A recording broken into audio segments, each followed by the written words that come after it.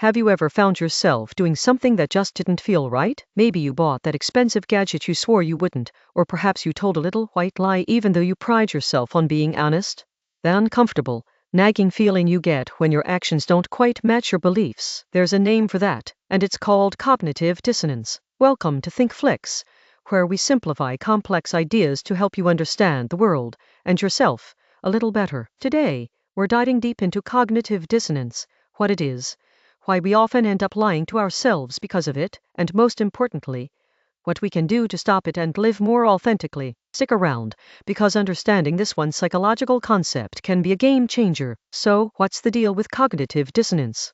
In simple terms, it's the mental discomfort we feel when we hold two or more contradictory beliefs, values, or ideas. Or, even more commonly, it's that internal clash when our actions go against what we believe to be true or right. The theory was first introduced by psychologist Leon Festinger back in 1957. He suggested that we humans have a deep-seated need for consistency between our thoughts, feelings, and actions.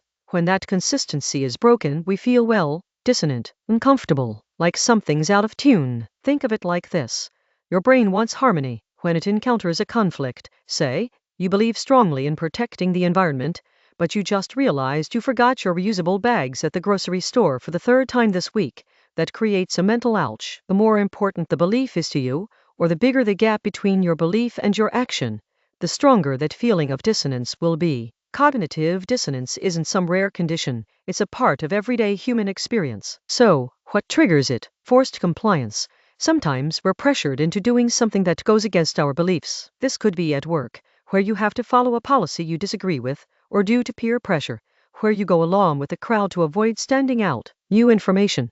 Ever learned something that completely shattered a long-held belief? That's a dissonance trigger. For example, if you enjoy a certain food and then learn it's incredibly unhealthy or unethically sourced, that new information can create significant discomfort. Making decisions. This is a big one. When you have to choose between two really good options, say, 2 job offers or 2 holiday destinations, you'll often experience dissonance after you've made the choice. You might start wondering, did I pick the right one? This is called post-decision dissonance. Effort justification. If you've put a lot of time, money, or effort into something, and it turns out to be, well, a bit rubbish, that's a recipe for dissonance. To reduce that discomfort, you might actually start convincing yourself it was totally worth it. Social pressure and FOMO. Sometimes we do things simply because we fear missing out or want to fit in, even if it's not truly what we want or believe in. How do you know if you're experiencing cognitive dissonance? It's an internal feeling, but here are some common signs. You might feel a general sense of unease, anxiety, or stress without quite knowing why. Feelings of guilt, regret, or even shame about a past action or decision. You find yourself trying to justify or rationalize something you've done or a choice you've made. Making excuses to yourself or others. You might feel embarrassed and try to hide your actions or beliefs from other people. Sometimes, you might even avoid situations or information that you know will trigger that uncomfortable feeling, like a smoker quickly changing the channel when an anti-smoking ad comes on. This brings us to the core of our video title, asterisk. Why do we lie to ourselves? Well, that discomfort from cognitive dissonance is so unpleasant that our brains are highly motivated to reduce it. And sometimes, the easiest way to do that involves a bit of mental gymnastics, or what we might call lying to ourselves. Here's how we often try to cope, sometimes unhealthily. Changing a belief or action.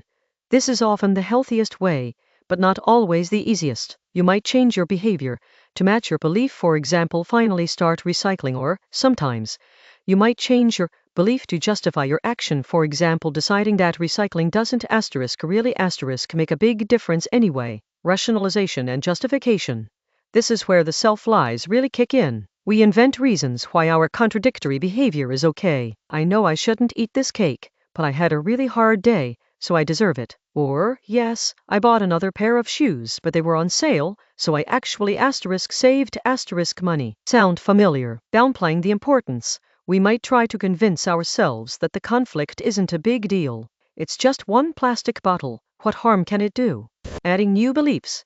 We might add new thoughts to support our behavior. A person who smokes might say, sure, smoking is bad, but it helps me relax, and stress is even worse for my health. Avoiding the truth confirmation bias. We actively seek out information that supports our current conflicted behavior or beliefs and ignore anything that challenges it. We surround ourselves with a comforting echo chamber. Okay, so we all experience cognitive dissonance, and we all sometimes resort to these mental tricks. But how can we manage it more constructively and stop lying to ourselves so much? Here are some actionable strategies. Boost your self-awareness. The first step is simply recognizing when you're feeling that dissonant discomfort. Pay attention to those feelings of guilt, unease, or that urge to make excuses. Ask yourself, is there a conflict here between what I believe and what I'm doing? Challenge your thoughts. Don't just accept your rationalizations at face value. Question them. Are they truly valid, or are you just trying to make yourself feel better? Be honest with yourself. Clarify your core values. What truly matters to you? When you're clear on your core values, it's easier to make decisions and take actions that align with them. Preventing dissonance in the first place. Be open to new information. Really open. Fight that confirmation bias. Actively seek out different perspectives, even if they make you uncomfortable. This can lead to genuine belief changes and personal growth, rather than just reinforcing old, conflicted patterns. Practice mindfulness. Being present with your thoughts and feelings, without judgment, can help you identify dissonance more clearly and respond to it more thoughtfully, rather than reactively. Accept imperfection and make small changes.